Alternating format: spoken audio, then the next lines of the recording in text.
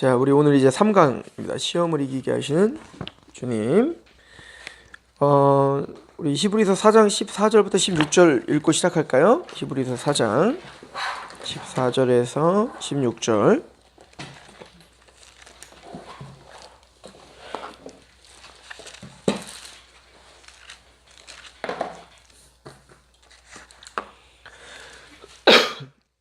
같이 봉독합니다. 14절부터 16절 시작. 그러므로 우리에게 큰 대제사장이 계시니 승천하시니 곧 하나님의 아들 예수시라. 우리가 믿는 도리를 굳게 잡을지어다. 우리에게 있는 대제사장은 우리 연약함을 동정하지 못하시리가 아니요 모든 일에 우리와 똑같이 시험을 받으시니로되 죄는 없으시니라.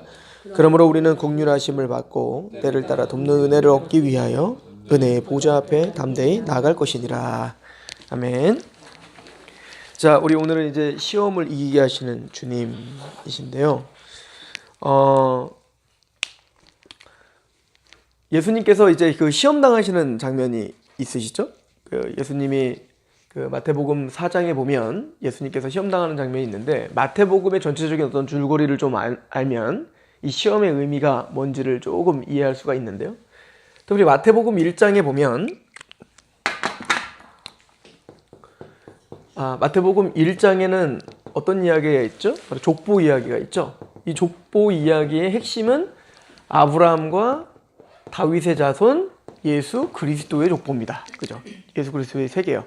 그러니까 사실은 이 족보에 대한 이야기의 핵심은 바로 창세기 3장 15절 아담이 타락을 한 이후에 그 죄와 사단의 권세에 이제 종노릇하고 있는 그 인간을 하나님께서 구원하시겠다라고 하는 복음을 선포하시죠. 이게 뭐였어요? 창세기 3장 15절에 여자의 후손에 대한 예언이었어요. 그래서 그 여자의 후손이 와서 뱀의 머리를 밟을 거예요. 그래서 구약의 그 예언의 이 후손이라고 하는 이 예언이 이제 성취되는 것을 보여주고 그 후손이 누군지를 설명하는 게 사실은 구약의 핵심이죠. 그래서 그 여자의 후손은 누구냐? 바로 아벨과 같이 그러나 아벨은 이제 죽임을 당하죠. 가인에 의해서. 그래서 아벨을 대신하여 경건한 하나님의 자손 누구죠? 셋이죠. 셋의 후예여야 되는 거예요. 그리고 셋의 후예 중에 특별히 노아 그리고 셈의 후예여야 되고요. 또 아브라함의 후예여야 되고 이삭의 후예여야 되며 야곱의 후예여야 되고 야곱의 12아들 중에 누구? 유다 특별히 누구? 다윗의 후손으로 와야 되는 거죠. 그러니까 성경은 계속 이 이야기를 하고 있는 거예요. 그러니까 그 아브라함과 다윗의 자손이 누구신가를 우리에게 설명해 주고 있습니다. 그러니까 그 후손, 자손이 누군지를 설명하는데 이제 점진적으로 그분은 도대체 어떤 분이신가를 설명하죠. 그래서 예를 들어서 창세기 3장 15절 여자의 후손이 뱀의 머리를 밟을 건데요. 여자의 후손으로 태어나는 거예요. 인간으로 태어나셔야 되는데 그 후손은 누구냐? 예를 들어서 이사야서에 특별히 그 후손이 누군지를 더 정확하게 우리가 설명하는데 바로 처녀가 잉태해야 되죠. 그리고 그 한 아기가 태어나는데 이 한 아기는 단순히 인간이 아니라 영존하는 아버지시고 전능하신 하나님이시죠. 그죠? 기묘자라 모사라 전능한 하나님이라고 말하지 않습니까? 그런데 또 이분은 뭐예요?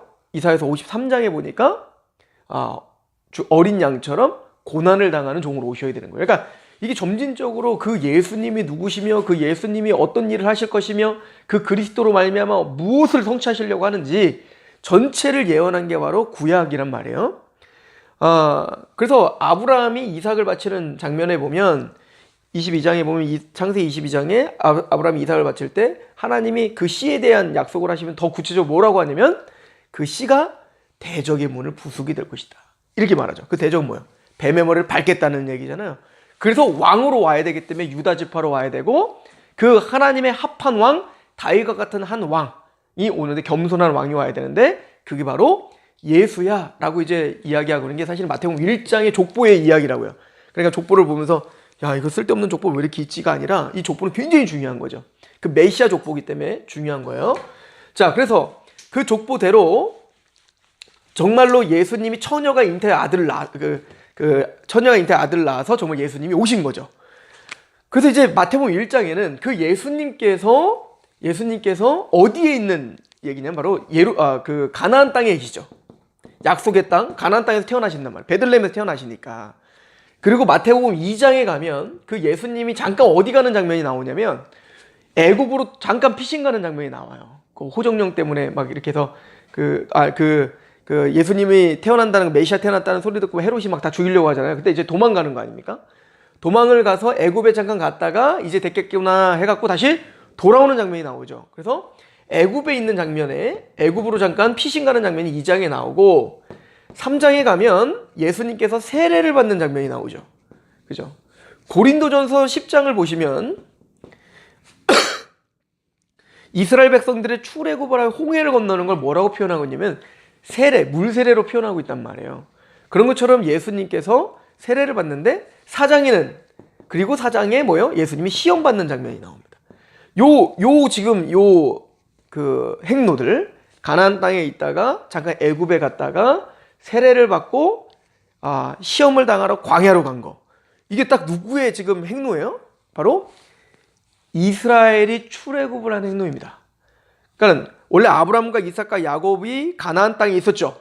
그렇죠? 가나안 땅에 있다가 우리가 잘 아는 대로 가나안 땅에 이제 흉년이 들고 요셉을 통하여 모든 그 이스라엘 백성들, 언약의 백성들이 어디를 갑니까? 애굽으로 잠깐 갑니다. 그죠? 애굽으로 갔다가 모세를 통하여 모세에게 합하여 세례를 받잖아요. 이제 그 고린도전서 10장의 말로 보면 즉 홍해를 건너 광야 40년 동안 어떻게 합니까? 시험을 당하는 거예요. 그죠? 그런데 바로 예수님이 바로 그 동일한 패턴으로 지금 살고 계시는 걸 보여주는 거죠. 그러니까 마태는 의도적으로 지금 예수님의 그 삶의 그 행적들을 시작하면서 바로 그 예수님이 우리의 메시아신데 언약대로 우리의 메시아로 오셨는데 그분은 뭐요? 이스라엘이 걸었던 그 삶을 그대로 걷고 계시는 거예요. 그죠? 게다가 이 이야기는 예수님께서 4장에서 시험을 당하는데 3가지 시험을 당하죠. 그죠? 이제 성령님의 이끄심을 받아 광야로 나가 이스라엘 백성들은 40년을 받았지만 이제 이 예수님은 40일 동안 이제 굶주리며 시험을 당하시는데 이제 40일째가 됐을 때 3가지 시험을 당합니다. 우리가 잘 아는 대로 돌을 떡으로 만들어 먹어라 라고 하는 시험이고 두 번째는 천하만국을 봐라는 거잖아요. 이게 좀 순서가 복음서마다 좀 다를 수 있어요. 천하만국을 보이며 절하라. 그럼 이 모든 걸 줄게 라고 하는 거고요. 그리고 3번째는 뭐죠? 뛰어내려라 하는 거예요. 뛰어내려라. 그러면 네가 만약에 하나님의 아들이거든 너를 하나님께서 너를 천사들을 통해서 받쳐줄 것이며 하나님의 아들이 아니라면 죽겠지 뭐 이런 거예요. 근데 어쨌든 지금 이 시험의 핵심은 뭐냐면 네가 하나님의 아들이거든 이에요. 그러니까 하나님의 아들이거든 그걸 증명해봐라 라고 하는 시험이죠. 어찌 보면 이런 시험들은 우리가 맨날 당하는 시험이에요. 그러니까 믿지 않는 사람들은 우리에게 항상 그러죠. 네가 진짜 하나님의 자녀야? 네가 진짜 하나님 믿는 사람이야? 하나님 정말 살아계셔? 그럼 돌을 떡덩이로 만들어 먹어봐. 왜 너 그렇게 살아? 이런 거잖아요. 또 네가 뛰어내려봐. 그러면 네가 하나님의 아들이면 널 보호해주겠지. 그렇지 않으면 넌 하나님의 아들이 아니야 라는 개념이잖아요. 근데 예수님은 그걸 뭐라고 하냐면 그 시험에 넘어가지 않고 사탄은 끊임없이 환경과 상황을 통하여 네가 하나님의 아들됨을 증명하라고 하지만 예수님이 그걸 거부하죠. 왜? 환경이 어떻든 돌을 떡덩이로 안 만들어 먹으면 하나님의 아들이 아닌가요? 얘를 띄어내는데 천사가 바치지 않으면은 그 하나님의 아들이 아닌가요? 아니죠. 이미 세례를 받을 때 예수님께서 세례를 받으실 때 이미 하늘에서 하나님께서 말씀하셨죠. 이는 내 사랑하는 아들이고 내가 기뻐하는 자라. 그러니까 말씀에서 이미 예수님은 하나님의 아들이란 칭함을 받았다고요. 그걸로 족한 거예요. 마찬가지로 우리도 하나님의 아들됨이라는 것은 예수를 믿었더니 잘 된다가 증명이 되는 게 아니라 하나님의 약속과 말씀이 우리의 하나님의 아들됨을 증명하는 거지. 그럼 우리는 항상 이런 시험 가운데 살아가고 있는 거죠. 그죠? 자, 어쨌든 근데 이 3가지 시험은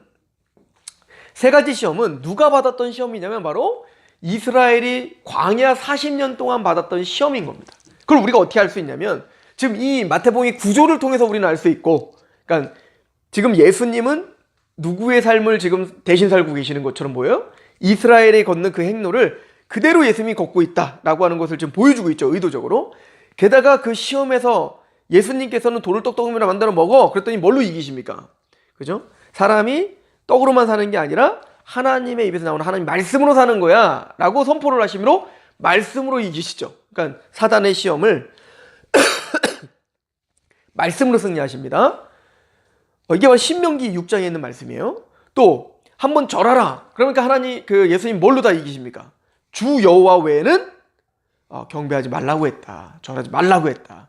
이것도 신명기 말씀입니다. 또 뛰어내려라 라고 할 때 뭐라고 하죠? 주 하나님을 시험하지 여호와를 시험하지 말라. 이것도 신명기 말씀입니다.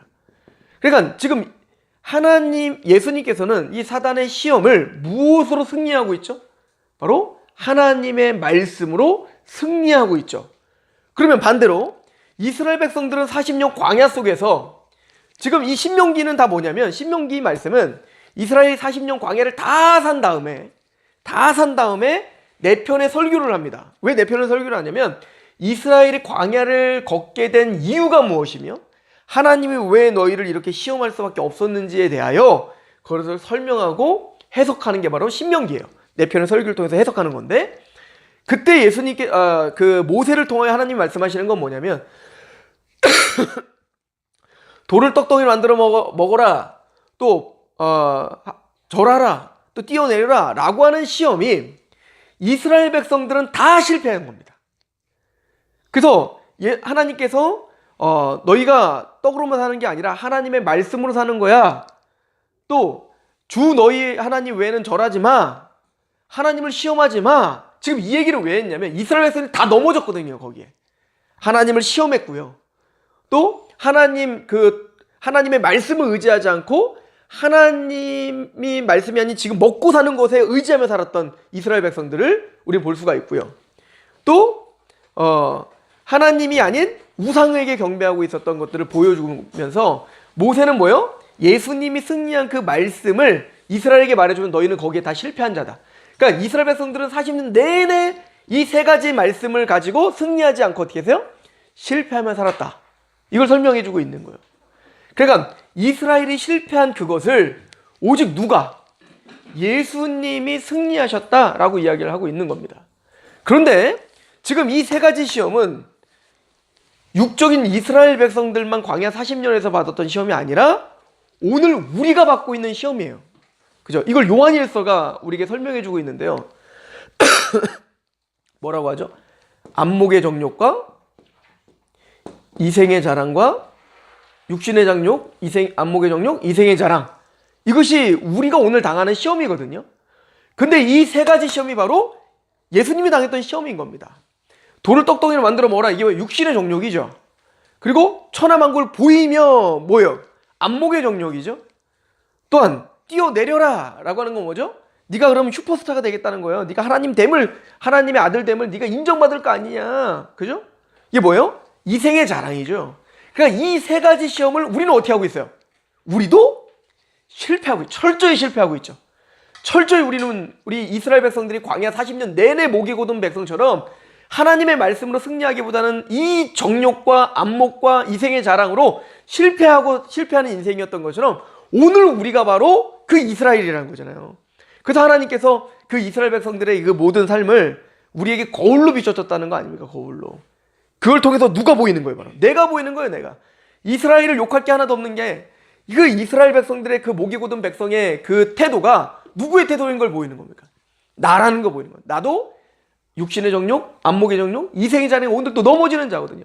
근데 이게 사실은 이 세 가지 시험은 누가 또 받았던 시험이에요? 바로 앞으로 가서 아담이 받았던 시험이에요. 아담과 하와가 받았던 시험. 그죠? 선악과를 보고 어떻게 합니까? 그 선악과를 보니까 사탄이 이제 그 유혹하니까 선악과가 어떻게 보여요? 먹음직하고 육신의 정욕이죠. 보암직하고 안목의 정욕이죠. 하나님처럼 지혜롭게 될 것처럼 만들어지는 거예요. 이생의 자랑이죠. 그러니까 지금 성경 전체가 하는 얘기가 뭐냐면 아담부터 육적인 이스라엘 그리고 오늘 우리들까지, 그러니까 아담이 타락한 이후에 예수님이 재림할 때까지 전 인류는 다 이 세 가지 시험에 다 어떻게 했다? 실패했다는 겁니다. 실패했다. 근데 오직 누구만 하나님의 말씀으로 온전히 승리하셨다는 거예요. 예수님이다. 지금 그걸 설명하고 싶은 거예요.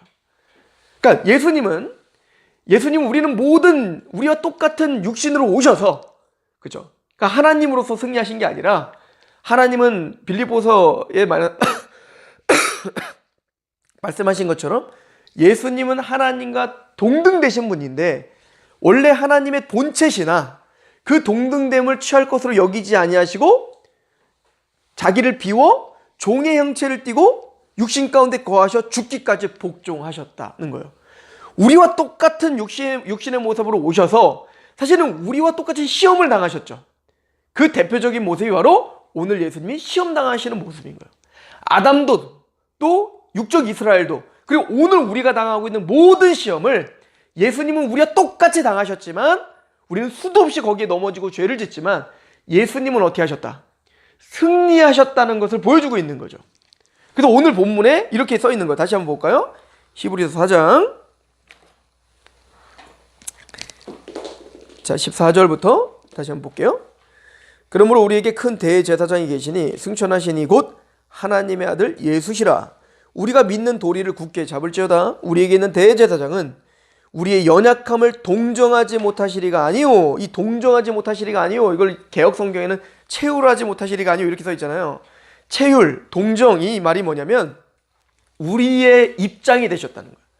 그러니까 우리를 그냥 힘들지 라고 말로 하는 그 동정이 아니라 우리보다 더 큰 아픔을 경험하시며 우리에게 그 아픔을 체휼하신다는 거죠. 예를 들어서 지금 한 다리가 부러져가지고 지금 입원한 사람에게, 부러져 본 경험이 없는 사람이 많이 아프죠. 물론 그것도 위로가 되겠지만, 그거보다 두 다리가 완전 부러져가고 휠체어를 타고 와가지고 아팠지, 얼마나 그게 위로가 되겠냐고요.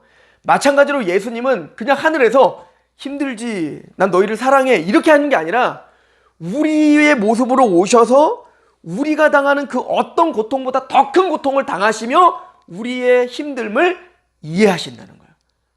우리의 힘듦을 동정하시며 체휼하신다는 얘기죠. 그래서 우리와 똑같은 육신을 모셔서 우리가 당하는 시험을 그대로 당하신 거예요. 그러니까 예수님은 쉽게 그냥 이기신 게 아니야. 예수님도 우리처럼 힘드셨죠. 우리처럼 아프셨죠. 배고프셨죠. 그럼에도 불구하고 그 안에 우리는 넘어지고 쓰러지는데 예수님은 그것을 승리하신 거예요. 그죠? 그리고 말합니다. 15절, 우리에게 있는 대제사장은 우리의 연약함을 동정하지 못하시리가니요 모든 일에 우리와 똑같이 뭐는 받으셨어요? 시험은 받으시니로되 뭐는 없습니까? 죄는 없다. 아담과 이스라엘과 전 인류는 그 안목의 정욕, 육신의 정욕, 이생의 자랑에 쓰러지고 넘어지고 실패합니다. 100% 실패합니다. 그런데 누구는 우리와 똑같이 시험은 당하시니로되 죄가 없으신 예수만이 온전히 승리하셨습니다. 뭘로? 하나님의 말씀을 가지고 죽기까지 복종하시며 승리하셨습니다. 그죠? 우리가 이신칭의 할 때, 그래서 그 복종하시는 그 은혜, 하나님의 의를 만드셔서 그 의를 우리에게 주신 거 아니겠어요? 그럼 예수님께서 왜 이 시험에 그렇게 직접 오셔서 체휼하시며 시험을 당하시면 승리하셔야 됐죠? 우리 2장 가봅시다. 히브리서 2장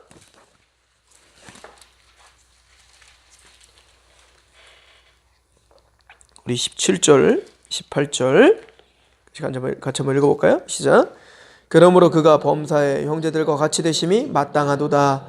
이는 하나님의 일에 자비하고 신실한 대제사장이 되어 백성의 죄를 속량하려 하심이라. 그가 시험을 받아 고난을 당하셨은즉 시험 받는 자들 능히 도우실 수, 이거 위해서 시험 당하신 겁니다. 사실은 예수님은 굳이 시험 당하실 이유가 없으신 분이에요. 하나님이신데요. 하나님이신 예수님이 굳이 육신을 입고 우리와 똑같은 연약한 모습으로 오실 이유가 전혀 없죠. 근데 예수님이 육신을 입고 이 땅에 오신 이유, 또 굳이 천지를 창조하신 하나님이 사탄에 의하여 왜 그런 조롱을 받고 농락을 당하시냐고요. 그럴 이유가 전혀 없죠. 근데 예수님이 그렇게 하셨던 이유는 뭐라고요? 여기 봤더니 그러므로 그가 범사의 형제들과 같이 되심이 마땅하도다. 이걸 위해서 육신을 입고 이 땅에 오셨다는 거예요. 성육신을 하실 수밖에 없었다는 겁니다. 이는 하나님의 일에 자비하고 신실한 대제사장이 되어 백성의 죄를 속량하려 하심이라. 근데 그 속량도 우리의 아픔과 고통을 이해하시며 속량하시는 거예요. 그리고 18절을 보십시오. 그가 시험을 받아 고난을 당하셨은즉 시험 받는 자들을 능히 어떻게 하시려고 도우실 수 있느니라는 것이죠. 즉 예수님께서 이 땅에 성육신을 하시고 시험을 당하신 이유는 바로 우리를 돕기 위해서요. 첫 번째는 예수님이 우리와 동일한 육체의 모습으로 오셔서 죄의 세력을 사로잡아 그 죽음으로써 죽음의 세력을 사로잡은 사탄의 권세를 부셔버리고 우리에게 생명을 주시기 위함이죠. 그러니까 예수님이 성육신을 하실 수밖에 없었던 거예요. 이건 히브리서에 한번 보시죠. 히브리서, 여기도 히브리서죠.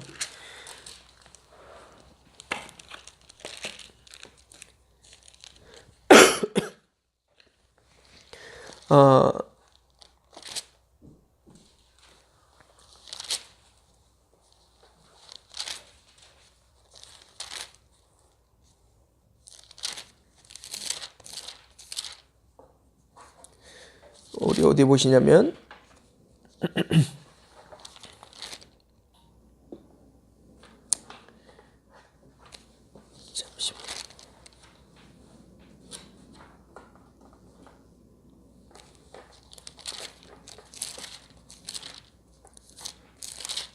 잠시만요.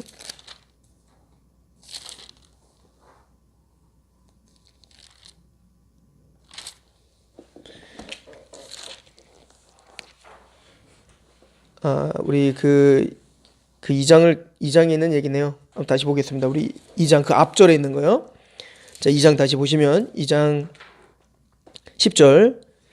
그러므로 만물이 그를 위하고 또한 그로 말미암은 이가 많은 아들들을 이끌어 영광에 들어가게 하시는 일에 그들의 구원의 창시자를 고난을 통하여 온전하게 하심이 합당하도다. 예수님을 뭐라고 표현하고 있죠? 구원의 창시자. 그죠? 사실은 예수님은 고난 당하실 이유가 없으십니다. 그분은 구원을 창조하신 창시자예요. 11절 거룩하게 하시는 이와 거룩하게 함을 입은 자들이 다 한 근원에서 난 자라.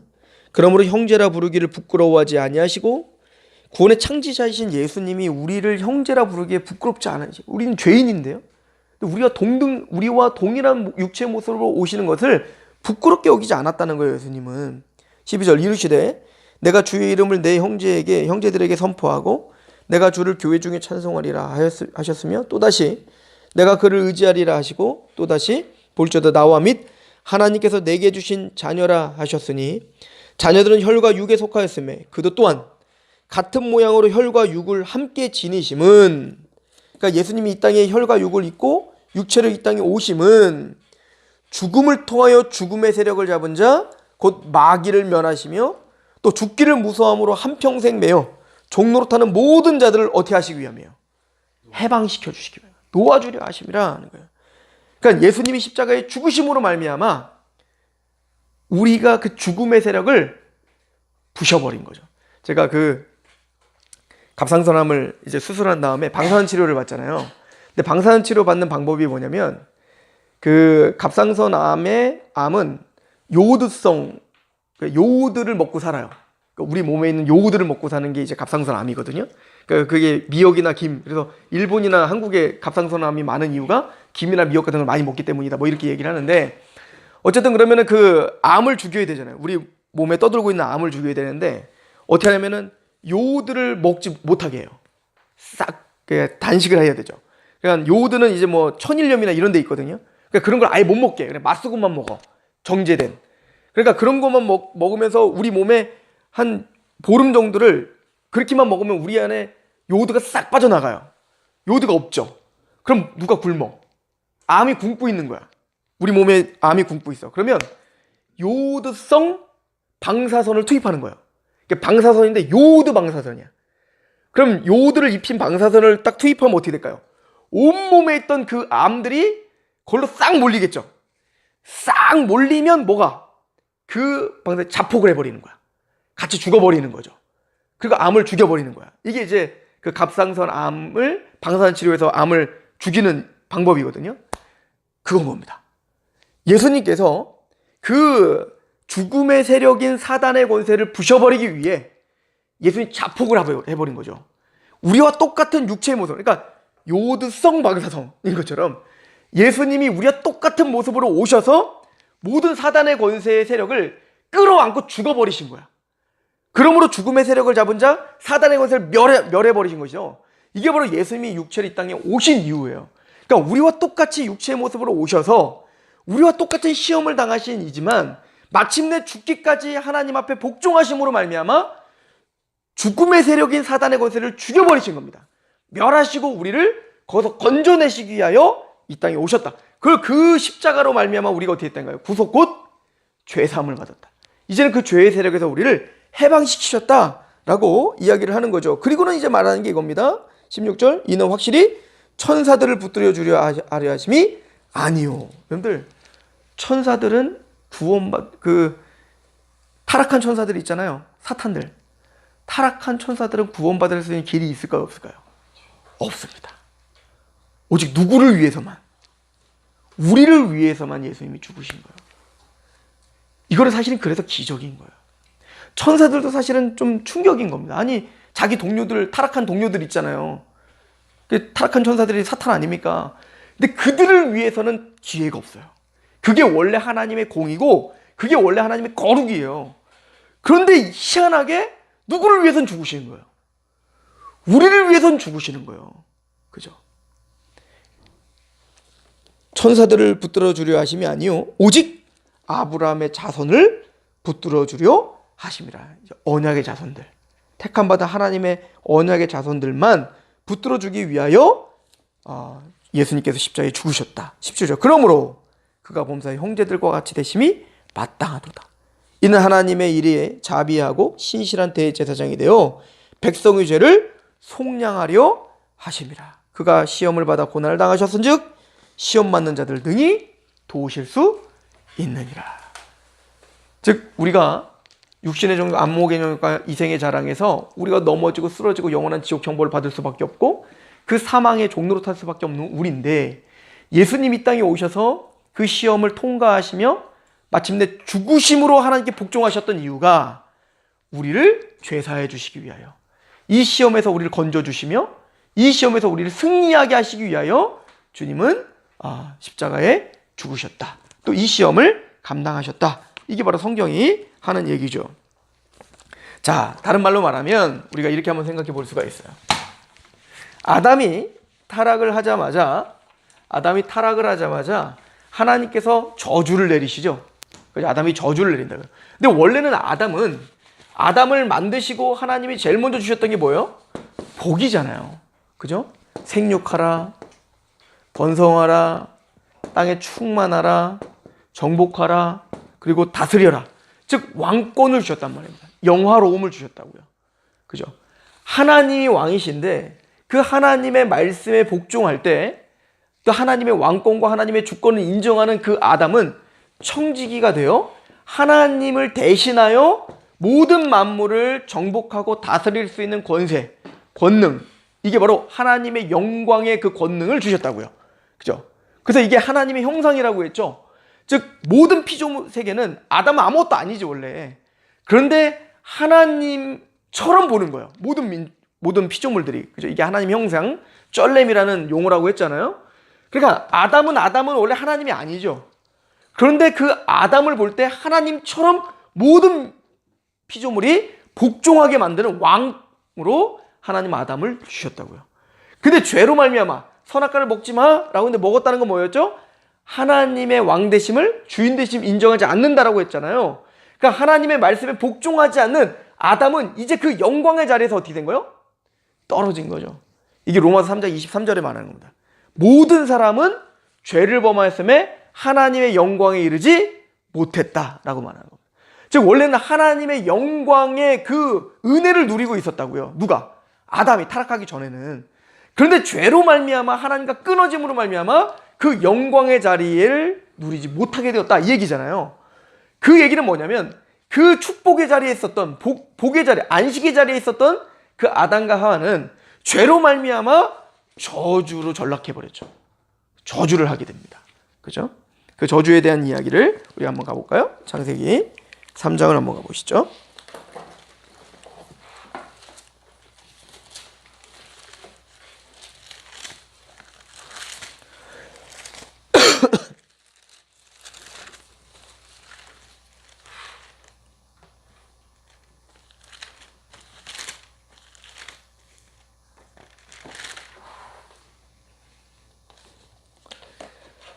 에세겔 3장 3절 동산 중앙에 있는 나무의 열매는 하나님의 말씀에 너희는 먹지도 말고 만지도 말라 너희가 죽을까 하노라 하셨느니라. 뱀이 여자에게 이르되 너희가 결코 죽지 아니하리라. 너희가 그것을 먹는 날에는 너희 눈이 밝아져 하나님과 같이 되어 선악을 알 줄을 하나님이 아심이니라. 여자가 그 나무를 본즉 먹음직하고 보암직하고 지혜롭게 할 만큼 탐스럽게. 이게 육신의 정욕, 안목의 정욕, 이생의 자랑이라고 했죠. 한 나무인지라 여자가 그 열매를 따먹고 자기와 함께 있는 남편에게도 주매 그도 먹은지라. 이에 그들의 눈이 밝아져 자신들이 벗은 줄로 알고 무화과 나무 잎을 엮어 치마로 삼았더라. 그들이 그날 바람이 불 때 동산에 거니시는 여호와 하나님의 소리를 듣고 아담과 그의 아내가 여호와 하나님의 낯을 피하여 동산 나무 사이에 숨은지라. 여호와 하나님이 아담을 부르며 그에게 이르되 내가 어디 있느냐. 이르되 내가 동산에 하나님의 소리를 듣고 내가 벗었으므로 두려워하여 숨었나이다. 즉 죄로 말미암아 제일 먼저 찾아온 저주는 뭐냐면 하나님과 인간이 끊어져 버렸다는 겁니다. 그죠? 죄와 사단의 권세를 끊어져 버렸죠. 그래서 이제 우리가 이런 반복적으로 설명을 했으니까 요한복음 8장에 예수님께서 뭐라고 하죠? 진리할진 진리가 너희를 자유케 한다 이렇게 표현했잖아요. 해방시켜줬다는 건데 그들은 내가 언제 내가 노예가 아닌데 왜 내가 자유케 되니까? 그랬더니 뭐라고 하죠? 죄를 범하면 죄의 종이니라 이렇게 말한다고요. 그러니까 우리는 아담이 타락한 이후에 이미 죄의 종이 되어버렸다고요. 또 우리는 아브라함의 자손입니다. 그랬더니 예수님이 뭐라고 합니까? 아니라 너희는 아비는 마귀다. 즉 사탄과 죄에 의하여 하나님과 우리가 끊기고 하나님의 지배를 받는 게 아니라 이제 누구의 지배를 받기 시작했어요? 죄와 사단의 권세의 지배를 받게 됐다고요. 그런 열매의 첫 번째 특징이 뭐냐면 하나님을 두려워하기 시작했다는 겁니다. 그러니까 하나님을 아버지시라 국률이 많으신 하나님이라 그 하나님 앞에 자유함이 있는 게 아니라 그 하나님을 두려워하고 심판의 공포 가운데 있게 됐다고요. 이게 죄된 인간들의 특징이에요. 하나님의 사랑이 우리 안에 온전히 이루지 못한 사람의 특징이란 말입니다. 그럼 반대로 뭐예요? 예수 그리스도로 말미암아 우리 안에 그 십자가의 사랑이 우리 안에 온전히 이룬 사람들은 그 두려움을 어떻게 할까요? 내어 쫓는 거예요. 우리 요한일서 4장 한번 가봅시다.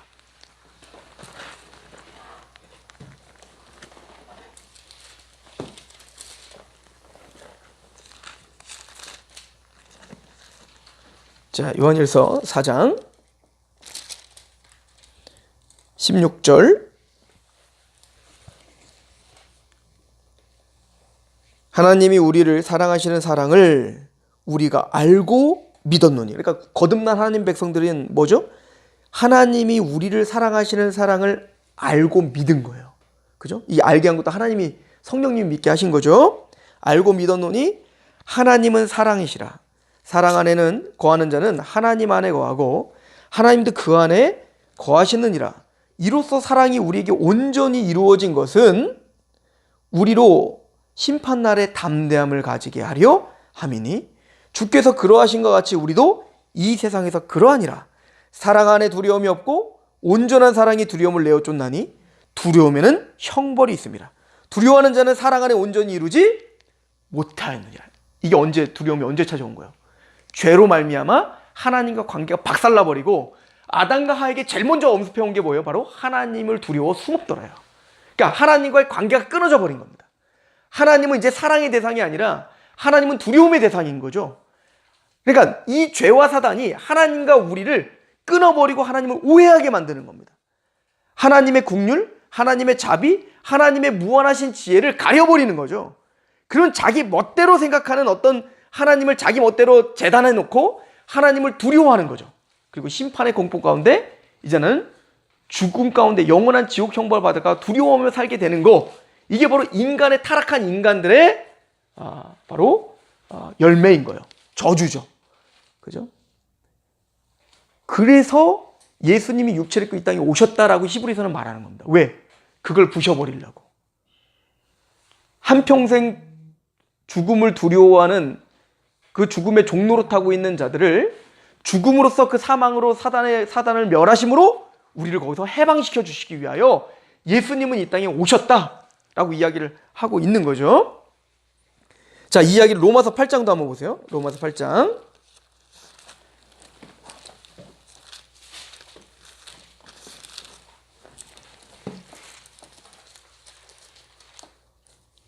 그래서 그 사랑 가운데 사랑을 온전히 이룬 자는 그 두려움을 내어 쫓느니라. 이 말을 다른 말로 하면 이렇게 표현할 수가 있겠죠.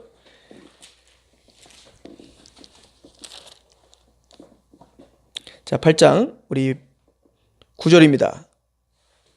만일 너희 속에 하나님의 영이 거하시면, 성령님이죠, 너희가 육신에 있지 아니하고 영에 있나니 누구든지 그리스도의 영이 없으면 그리스도의 사람이 아니니라. 또 그리스도께서 너희 안에 계시면 몸은 죄로 말미암아 죽은 것이나 영은 의로 말미암아 살아있는 것이니라. 예수를 죽은 자 가운데 살리신 이의 영이 너희 안에 거하시면 그리스도 예수를 죽은 자 가운데서 살리신 이가 너희 안에 거하시는 그의 영으로 말미암아 너희의 죽을 몸도 살리시리라. 그러므로 형제들아, 우리가 빚진 자로 되 육신에게 져서 육신대로 살 것이 아니니라. 너희가 육신대로 살면 반드시 죽을 것이로되 영으로서 몸의 행실을 죽이면 살리니 무릇 하나님의 영으로 인도함을 받는 사람은 곧 하나님의 아들이라. 그 하나님의 영, 즉 성령님이 뭐 하시죠? 15절에 너희는 다시 무서워하는 종의 영을 받지 아니하고, 이 종의 영은 뭐예요? 사탄의 영? 죄의 영이죠. 죄와 사단의 권세 가운데 우리가 있을 때에는 우리는 항상 하나님을 두려워할 수밖에 없어요. 그런데 양자의 영을 받았으므로 우리가 아빠, 아버지라고 부르짖느니라. 성령이 친히 우리의 영과 더불어 우리가 하나님의 자녀인 것을 증언한다. 요한일서와 연결지어서 본다면 성령님이 우리 안에 부어지면 성령님이 하시는 역할이 뭐예요? 하나님의 사랑을 우리에게 부어주시는 거잖아요. 십자가의 사랑을 부어주시는 거잖아요. 그 사랑이 우리 안에 온전히 이루어지면 뭐를 내어 쫓아요? 심판의 두려움을 내어 쫓는 겁니다. 다른 말로 말하면 하나님을 아빠, 아버지라 부르짖게 되는 거죠. 종의 영이 아니라 이제 양자의 영을 받아 이제는 하나님을 마음껏 화평을 누리게 되게 하는 거예요. 이게 바로 성령님이 하시는 역할이다, 이 얘기를 하고 있는 거죠. 자, 그런 것처럼 아담이 타락을 할 때 제일 먼저 왔던 게 뭐다? 바로 그 죄로 말미암아 하나님을 두려워하게 하는 거예요. 그 심판의 공포 가운데 항상 두려움에 떨게 살게 하는 겁니다. 그죠? 자, 두 번째, 이 아담이 죄를 범했을 때 저주가 임했는데 바로 두려움이고, 두 번째는 뭐냐면 우리 창세기 3장으로 다시 가보시면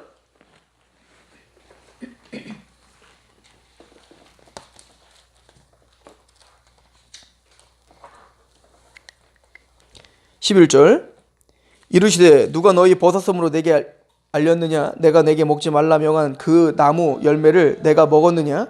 아담이 이르되 하나님이 주셔서 나와 함께 있게 한 여자 그가 그 나무 열매를 내게 주므로 내가 먹었나이다. 자, 하나님과의 관계가 끊어지고 하나님을 두려워하니까 두 번째 나타나는 현상이 뭐예요?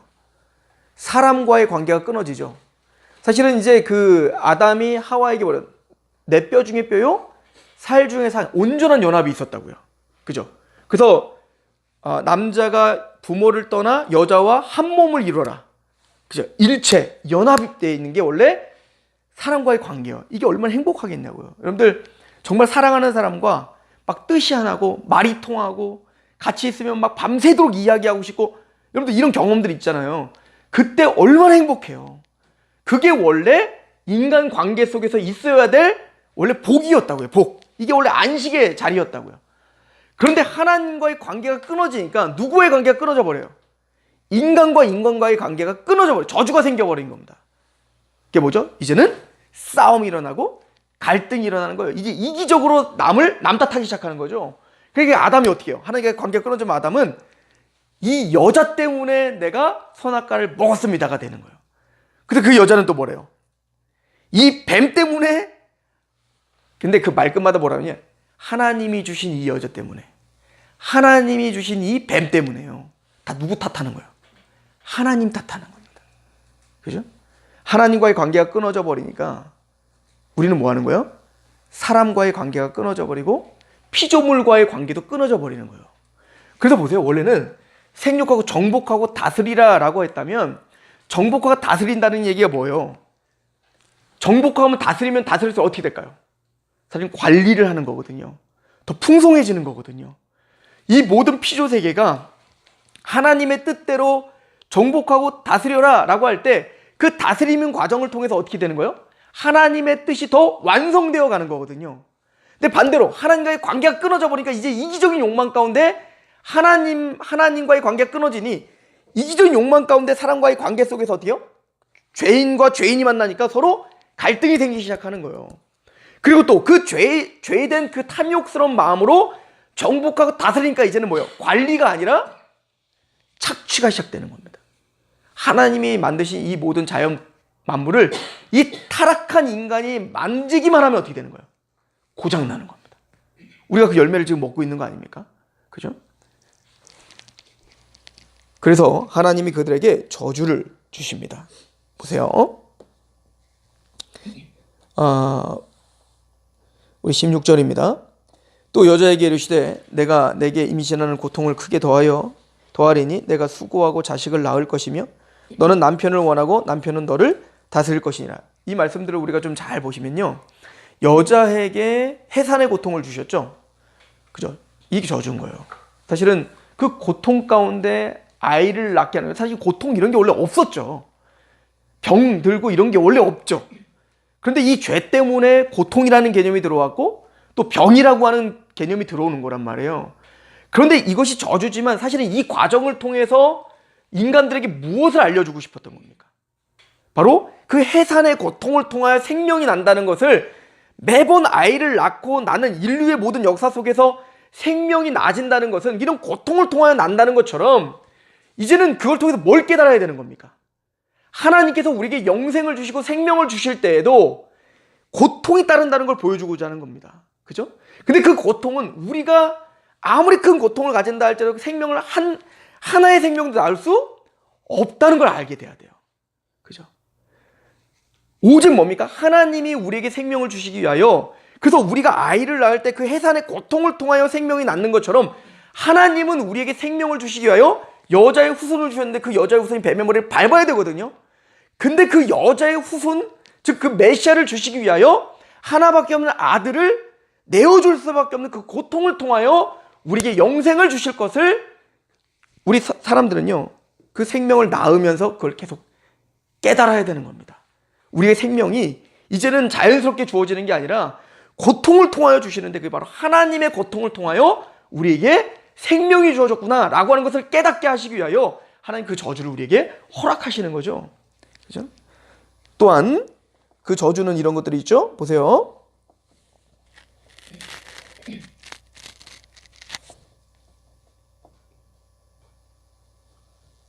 우리 17절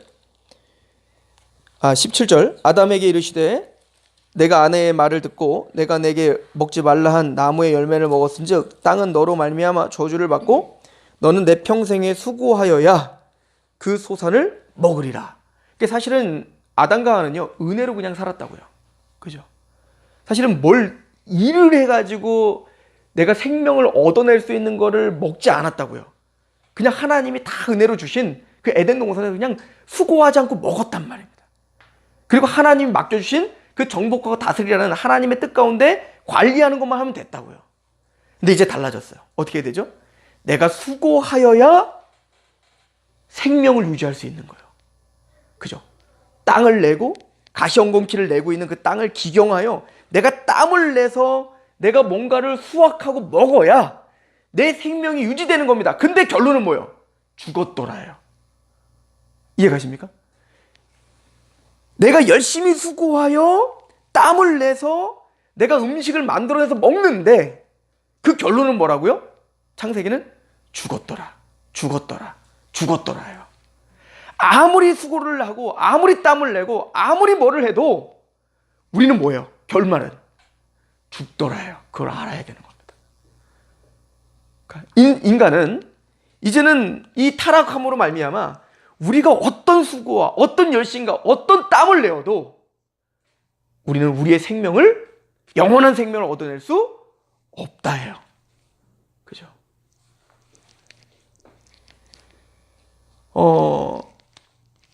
그래서 예수님의 십자가는 바로 아담이 당했던 그 모든 저주를 우리에게서 해방시켜 주시는 구속의 사건이었던 겁니다. 즉 예수님께서 겟세마네 동산에서 그래서 어떻게 하시죠? 땀방울이 핏방울이 되도록, 그 땀방울이 핏방울이 된다는 건 뭐냐면 인간이 느낄 수 있는 가장 극심한 스트레스를 받았을 때 그 의사들이 그래요. 가장 극심한 스트레스를 받았을 때 모세혈관이 다 터져버린대요. 그러면 그 땀이, 식은 땀이 흐르면서 그게 섞여서 나오는 게 피땀이라는 거죠. 근데 그런 경우는 거의 없죠. 그러니까 예수님의 십자가의 사건은 우리 인류가 느낄 수 있는 가장 극심한 스트레스, 두려움인 거죠. 그래서 예수님은 겟세마네 동산에서 두려움을 느끼신 거잖아요. 그래서 예수님이 어떻게 합니까? 아버지여, 할 수만 있으면 이 잔을 저에게서 옮겨주세요예요. 사실 예수님은 두려움에 떨었다고요. 그죠? 그래서 그 극심한 두려움의 스트레스를 온몸으로 받아내신 거예요. 그리고 핏방울이 땀방울이 되도록 모든 땀을 다 흘리신 거죠. 사실은 그것을 누가 흘려야 되는 거예요? 우리가 영원히 그 피땀을 우리가 흘려야 된다고요. 그렇게 열심히 우리가 그 스트레스를 받고 두려움 가운데 살아 열심히 기경하고 최선을 다하고 열정을 다하고 그렇게 하더라도 우린 결론은 뭐예요? 죽더라요. 이게 우리 운명이에요. 죄의 결말이라고요. 그래서 우리는 그 십자가에 죽으신 그 진노의 포도주 잔을 우리가 받아야 될 운명이었단 말입니다. 그죠? 근데 그 모든 땀을 누가 흘리신 거예요? 예수님께서 십자가에서 흘리신 겁니다. 우리를 대신해서 말이에요. 그죠? 이거는 꼭 뭐와 같냐면요. 이삭에게 두 아들이 있었잖아요. 에서와 야곱이에요. 장자 축복을 받을 수 있는 자격은 에서죠. 장자니까. 또한 에서는 일한 게 있죠. 이삭이 자기를 기분이 좋아 만족하게 하여 축복을 해야 되는데 이삭의 그 마음을 만족시키는 게 뭐냐면 에서가 땀을 내어 사냥해온 별미예요. 이거를 이삭이 제일 좋아했다고요. 그래서 나중에 보면 야곱이 자신의 자격되지 않으므로 자신의 이름으로는 그 축복을 받을 수 없어서 누구의 이름으로 받아요? 에서의 이름으로 받는데 누구의 옷을 입고 들어가야 돼요?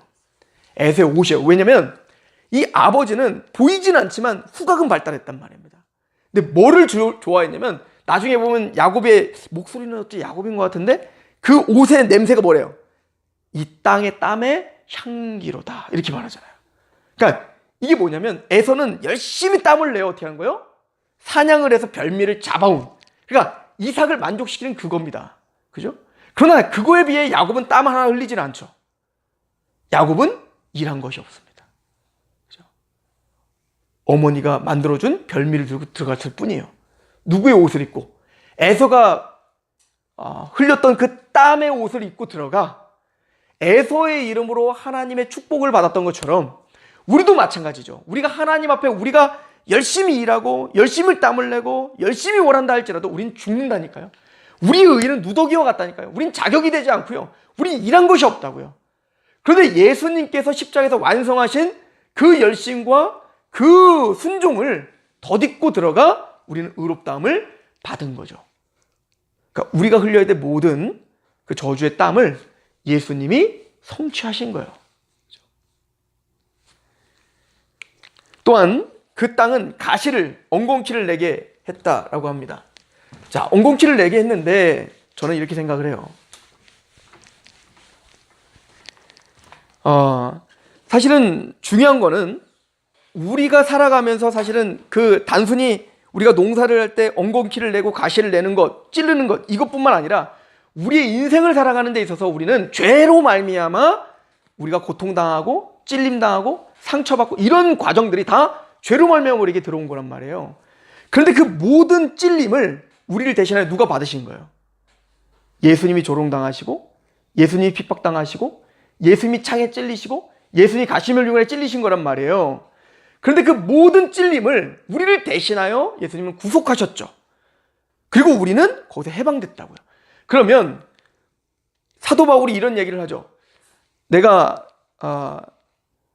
하나님께서 나에게 가시를 주셨다. 육체의 그 고통? 그런 가시를 주셨던 이유가 뭐냐면 하나님이 나에게 주신 은혜가 너무나 커서 나를 겸손케 하려 하심이라. 무슨 얘기냐면 구속받은 하나님의 백성들은 우리의 상황의 가시가 없어진 건 아니에요. 여전히 우리는 가시가 있어요. 그죠? 예수님을 믿었다고 해서 갑자기 우리 환경이 변화되고 땅에서 엉겅퀴가 나지 않는 게 아니란 말입니다. 그런데 그 가시를 통하여 이제는 더 이상 나를 상처를 주지 않는 거죠. 이게 구원인 거예요. 무슨 얘기냐면 구원을 받은 하나님의 백성들은 그 가시가 없어지는 게 아니라 사도 바울이 말하기를 자신을 찌르는 여러 가지 환경들은 여전히 똑같이 있어요. 그런데 그 환경들을 통하여서 하나님의 은혜를 볼 수 있는 눈이 열렸죠. 이건 구속받은 하나님 백성들만 누릴 수 있는 복이에요. 이것을 우리는 자족이라고 합니다. 그죠? 예전에는 부에 처하나 빈에 처하나 우리는 부에 처하면 교만해지고요. 빈에 처하면 우리는 비참해지죠. 그런데 더 이상 그런 것들이 우리를 찌르는 가시가 되지 않는 거예요. 부에 처해도 우리를 겸손케 할 수 있고 또 빈에 처해도 우리는 그것으로 말미암아 하나님 앞에 더욱더 영광을 들어 감사할 수 있는 그 자족함의 능력이 구원을 받은 하나님의 백성들에게 있는 거죠. 우리는 그 저주를 받은 우리가 예수 그리스도의 십자가의 구속의 은혜를 받은 우리들은 넉넉히 거기서 승리하게 해주시는데 예수님이 시험 받으시는 이유는 우리를 도우시기 위함이라는데 그 십자가의 은혜가 우리에게 올 때 더 이상 그 가시가 아니라 그것을 통하여 하나님의 은혜를 알게 하는 능력을 우리에게 주셨다는 거죠. 마지막으로 우리가 볼 거는 가난입니다. 또 질병에서 이런 이야기들이 왜 있냐면 예를 들어 이사야서 53장을 한번 보세요. 이사야서 53장에 보시면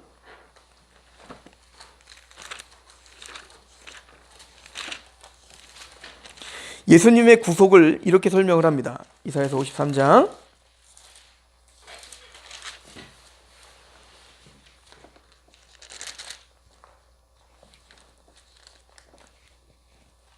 4절에서 6절 같이 한번 읽어볼까요? 시작. 그는 실로 우리의 질고를 지고 우리의 슬픔을 당하였거늘 우리는 생각하기를 그는 징벌을 받아 하나님께 맞으며 고난당한다 하였노라. 그가 찔림은 우리의 허물 때문이요 그가 상함은 우리의 죄악 때문이라. 그가 징계를 받음으로 우리는 평화를 누리고 그가 채찍에 맞음으로 우리가 나음을 받았다. 여기서 보면 그가 채찍에 맞음으로 우리가 나음을 받았습니다 라고 이제 고백을 하잖아요. 그래서 이제 우리나라의 이제 번영주의나 그런 신학을 하시는 분들은 예수님의 채찍에 맞음으로 우리가 나음을 이겼다는 질병 치유가 된 거다. 그러므로 예수님을 믿으면 그 모든 질병도 구속되어서 예수님 믿으면 건강하다. 이제 그렇게 이제 이걸 해석합니다. 우리나라 제일 큰 교회 목사님이 영향을 굉장히 많이 끼쳤죠. 그죠? 번영주의로. 또 그 예수님을 믿으면 예수님이 우리의 가난도 구속하신 것이다. 그래서 이거를 삼박자본 뭐 이렇게 하잖아요. 내 영혼이 잘된 것 같이 범사가 잘 되고 강건하기를 원한다. 그러니까 내 영혼이 잘 되면 구속받으면 범사가 잘 되고 번영하고 그죠? 잘 먹고 잘 살고 그리고 강건하기를 뭐요? 우리의 질병도 치유된다. 그런 근거 구절을 이런 구절들을 사용한다고요. 근데 지금 이사야서를 정말 이해를 못하고 있는 거죠. 지금 이 이사야서가 하는 얘기는 뭐죠? 예수님의 채찍에 맞으심으로 우리가 나음을 입었다는 건 뭐냐면 사실 이사야서는 지금 하는 얘기가 이사야서 1장만 이해한다고 그런 얘기를 못해요. 이사야서 1장은 뭡니까? 머리끝부터 발끝까지 너희가 성한 데가 없을 만큼 지금 너희가 질병 가운데 있다라고 하는 것을 보여주고 있죠. 우리 이사야서 1장 잠깐 가보세요. 1장 5절부터 6절입니다.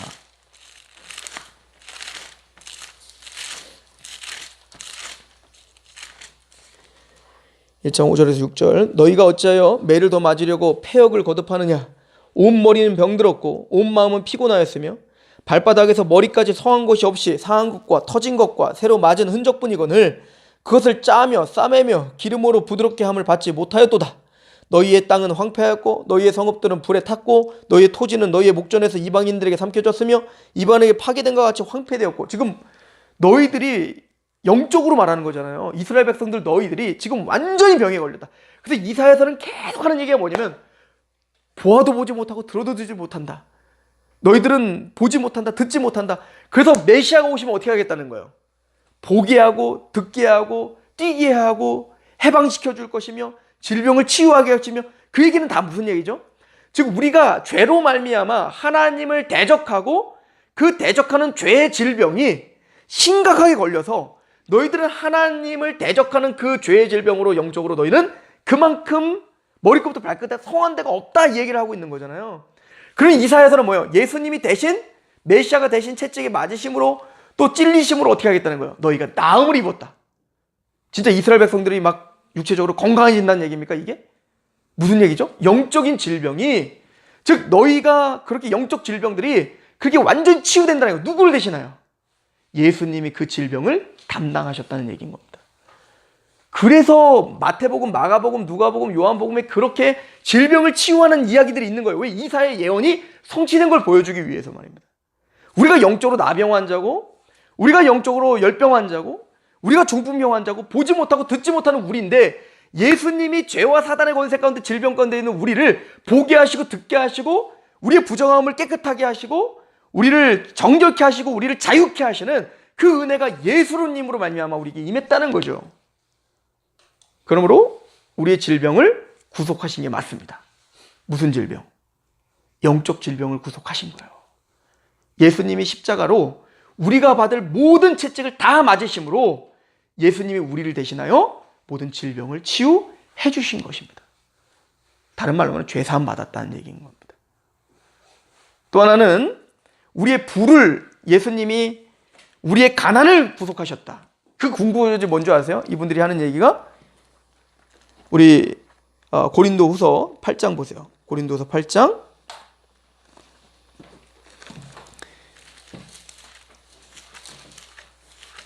제가 이 교재를 수정을 하면서 이런 목록들을 바꿀까도 많이 생각했다가 그냥 그대로 하기로 했어요. 왜냐면 진짜 의미가 뭔지를 드러내주고 싶었어요. 고린도후서 8장을 한번 보시죠.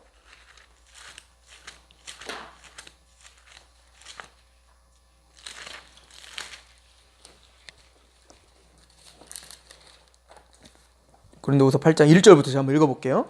형제들아, 하나님께서 마게도냐 교회들에게 주신 은혜를 우리가 너희에게 알리노니, 환난의 많은 시련 가운데서 그들의 넘치는 기쁨과 극심한 가난이 그들의 풍성한 연보를 넘치게 하도록 하였느니라. 내가 증언하노니 그들이 힘대로 할 뿐 아니라 힘에 지나도록 자원하여 이 은혜와 성도 섬기는 일에 참여함에 대하여 우리에게 간절히 구하니, 우리가 바라던 것뿐 아니라 그들이 먼저 자신을 주께 드리고 또 하나님의 뜻을 따라 우리에게 주었도다. 그러므로 우리가 디도를 원하여 그가 이미 너희 가운데서 시작하였은즉 이 은혜를 그대로 성취하게 하라 하였노라.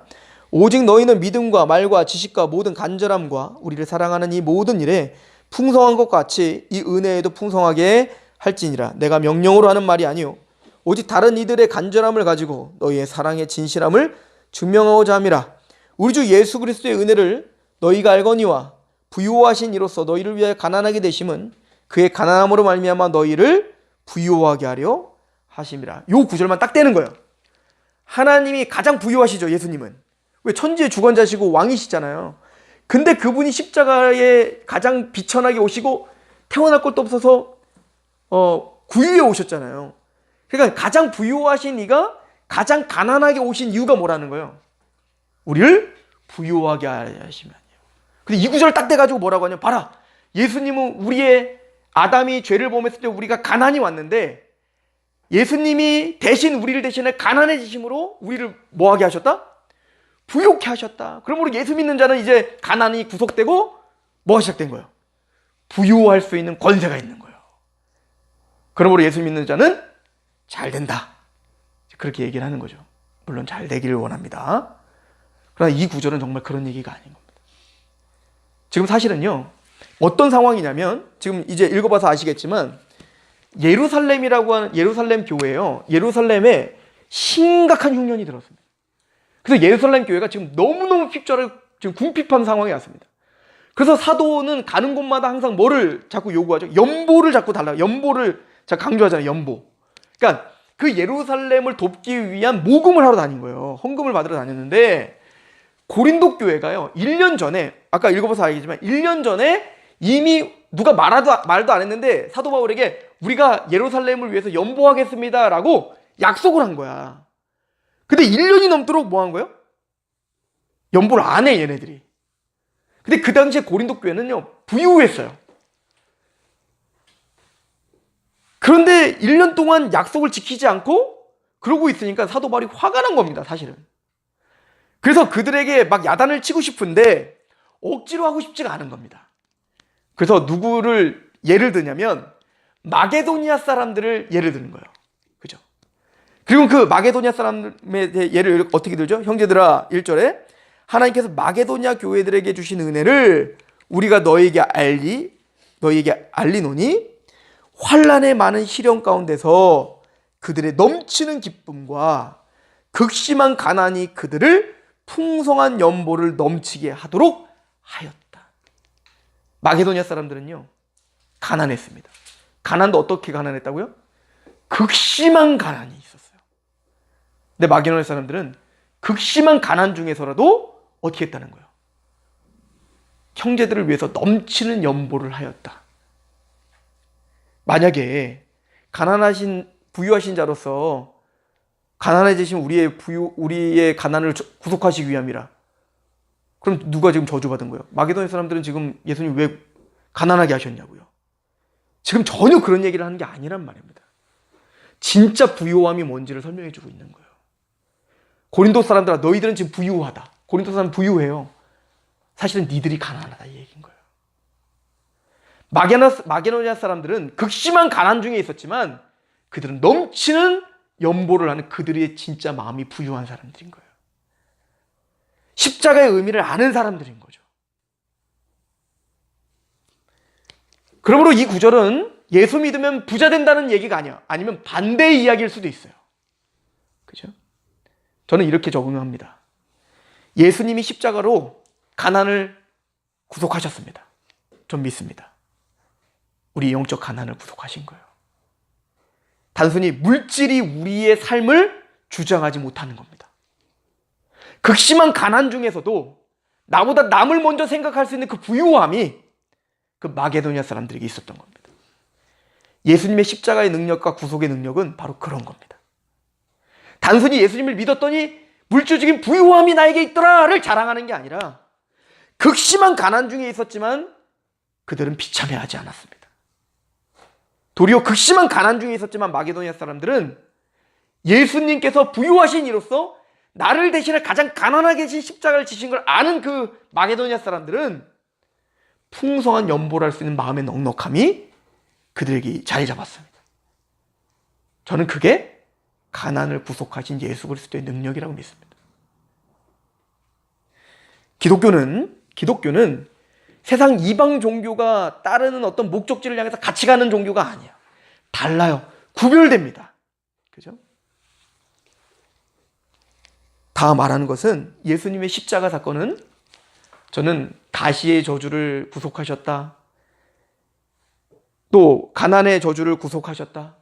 우리의 질병의 저주를 구속하셨다. 전 믿습니다. 그러나 그건 물질적인 게 아니에요. 이 땅의 것이 아니에요.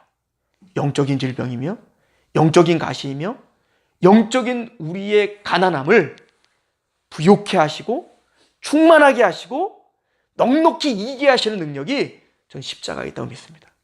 단순히 예수님의 십자가의 사건은 우리의 죄에서 해방시켜 준 걸 끝나는 게 아니라 우리가 오늘도 당하는 육신의 정욕, 안목의 정욕, 이생의 자랑에서도 승리하게 하시는 능력이라고 믿습니다. 예수님은 우리와 동일한 시험을 받으신 이로되 죄는 없으시다. 주님께서 우리와 똑같은 시험을 당하신 이유는 그 시험 당하시는 일을 능히 도우시기 위함이다. 근데 주님은 우리를 도우실 때 그냥 말로 도우시는 게 아니라 체휼하며 도우시기 위하여. 알아. 네가 그 가난 중에 있을 때 힘든 거 알아. 네가 그 질병 중에 있을 때 힘든 거 알아. 네가 그렇게 사람들에 의하여 가시처럼 네가 조롱당하고 배신당하고 욕먹고 그럴 때 네가 얼마나 가슴이 찢어지는 거 나도 알아.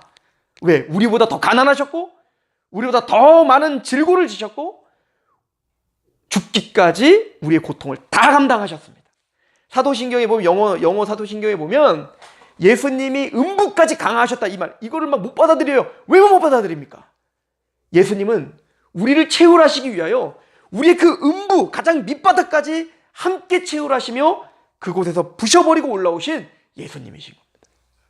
우리의 고통을 아시고 그리고 우리를 오늘도 돕고 계시다. 내가 이기게 해줄게. 그 가시를 이기게 해줄게. 그 영적인 가난함을 부유하게 해줄게. 예수님의 십자가는 단순히 우리를 사망에서 죄에서 의인으로 또 우리를 죄인에서 의인으로 바꾸시는 능력일 뿐 아니라 우리의 삶을 인도하시는, 또 우리의 삶에서 오늘도 당하는 그 시험에서 이기게 하시는 전 능력이라고 믿습니다. 그래서 사도들은요, 삶을 이야기할 때 그냥 얘기하지 않아요. 예를 들어서 용서해! 용서의 삶을 살으라고! 그렇게 닥달하지 않습니다. 큰 것을 탕감하는 자가 작은 것을 탕감하는 게 마땅하지 않겠니? 즉 십자가를 이야기하고 그 사랑이 강권되기를 소망합니다. 구제해! 구제하란 말이다! 그렇게 말하지 않아요. 구제하면 뻥튀기로 내가 너에게 복 줄게! 이렇게 말하지 않습니다. 가장 부유하신 이로서 가난하게 되심은 우리를 부유케 하려 하심이 아니뇨 라고 우리에게 이야기합니다. 사도 바울도 예수님의 마음을 알아. 빌레몬서에 보시면 빌레몬에게 오네시모라고 하는 노예가 있었어요. 그 빌레몬을 해를 가하고 돈을 가지고 아마 도망갔던 것 같습니다. 그때 이 오네시모가 죽을 수밖에 없는 죄인이죠. 노예인데 주인을 치고 도망가고 돈까지 훔쳐갔으니까. 근데 그가 잡혔어요. 사형입니다. 그런데 하나님의 은혜로 오네시모가 바울과 감옥에 같이 있었어요. 그리고 알고 봤더니 바울은 빌레몬은 또 아는 사람이에요. 바울에 의하여 구원받은 사람이거든요. 그러니까 오네시모는 바울을 만나 회심을 합니다. 십자가를 경험하죠. 그래서 빌레몬에게 편지를 보냅니다. 빌레몬아, 그 오네시모가 나와 함께 있는데 너에게 무익한 종이었으나 지금은 유익한 종이 되었다. 왜? 그리스도의 종이 됐기 때문에. 내가 마땅히, 너는 그리스도의 사람, 내가 너에게 행한 은혜를 알잖아. 예수님이 십자가의 은혜를 아니까 나는 마땅히 너에게 명할 수 있노라. 오네시모 받아들으라고, 용서하라고. 그러나 나는 너에게 명령할 수 있으나 명령으로 하지 않기를 원하노라. 왜? 이 선한 것이 억지가 되지 않기 원해서. 그리고 말하죠. 오네시모가 혹시 너에게 해를 가한 게 있다면 내가 대신 갚을게 라고 이야기를 합니다. 이게 하나님이 우리에게 우리의 삶을 인도하시는 방식이에요. 하나님 율법으로 우리에게 두렵게 하거나 율법을 지켜서 너희가 복 받을래 안 받을래로 우리에게 가는 게 아니라 묵묵히 십자가의 사랑을 우리에게 알려주시는 겁니다. 그리고 그 십자가의 사랑이 강권되어 승리하게 하시고 넉넉히 이기게 하시는 그 은혜가 우리에게 있습니다. 이게 십자가의 은혜다. 예수님은 우리를 대한 시험을 당하셨는데 그 시험에서 승리하시는 것은 시험을 당하는 우리를 도우시기 위함이다 라고 하는 사실은 구원의 이야기일 뿐만 아니라 우리가 구원의 완성으로 가기까지 그걸 유효하며 오늘도 우리를 돕고 계시는 그 십자가가 우리의 시작일 뿐 아니라 우리를 완성케 하는 능력임을. 그래서 이제 사실은 사도 바울이 로마서 1장에 그렇게 얘기하죠. 오직 의인은 믿음으로 말미암아 살리라, 이 표현하죠. 그 믿음으로만 산다는 것은 제가 로마서 강의할 때 이제 설명을 했는데 두 가지로 해석할 수가 있어요. 하나는 우리가 율법의 행함으로 사는 게 아니라 믿음으로 영생을 얻는다는 개념일 수 있고요. 하나는 그 믿음으로 산다는 것은 이제는 내 육신 가운데 내 마음대로 사는 게 아니라 그 믿음이 강권하여 산다는 얘기가 될 수가 있어요. 근데 갈라디아서 같은 경우는 문맥적으로 보면 믿음으로 우리가 영생 얻는 것에 강조점을 두고요. 히브리서는 어디에 강조점을 두냐면 정말 믿음으로 사는 걸 강조점으로 두죠. 로마서는 뭘 강조점을 둘까요? 둘 다의 강조점이 있죠. 예수님을 믿는다는 것은, 의인은 믿음으로 영생을 얻을 뿐만 아니라 그 믿음으로 우리를 살게 하는 거예요. 그죠? 우리 하나만 보고 마칩시다. 갈라디아서.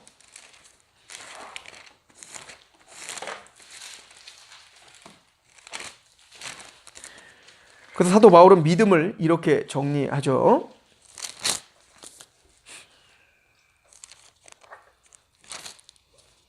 갈라디아서 우리 4장입니다.